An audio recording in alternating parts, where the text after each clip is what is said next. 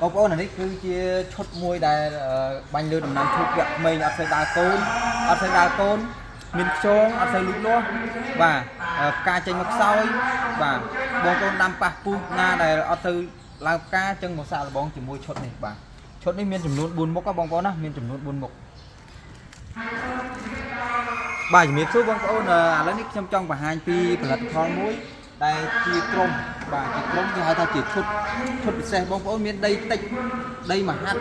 ឬក៏កន្លះហាត់ដីតិចទេបងប្អូនណាអញ្ចឹងបងប្អូនអាចប្រើឈុតនេះបាននេះគេហៅថាឈុតតូចទេបងប្អូនណាឈុតតូចអញ្ចឹងអានេះគេហៅថាខ្យងវិនិច្ឆ័យកំចាត់ខ្យងលើដំណាំឈូកដែលកូនចេញមកកាត់ណា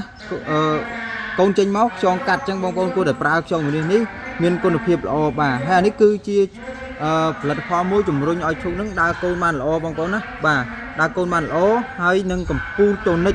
ដែលគឺជាផលិតផលមួយគេហៅថាពួកភ្ញូចបាទហើយនឹងកម្ពស់លូតលាស់ហើយនេះនិយាយទៅឈុតនេះពិសេសមែនតើបងប្អូនណាបើសិនបងប្អូនបានប្រើដឹងតែអេហ្មងអានឹងសម្រាប់បងប្អូនដែលដីតិចបាទសម្រាប់បងប្អូនដីតិចបាទអញ្ចឹងឥឡូវនេះខ្ញុំចង់បង្ហាញឈុតតូចប្រើលើទំហំដីតូចបាទហ្នឹងហើយអញ្ចឹងសូមអរគុណបងប្អូនចាក់អារម្មណ៍អាចទំនាក់ទំនងតាម page ដែលបានផ្សព្វផ្សាយផលិតផលរបស់ខ្ញុំឬក៏អាចទំនាក់ទំនងតាមលេខទូរស័ព្ទ link ខាងក្រោមបាទ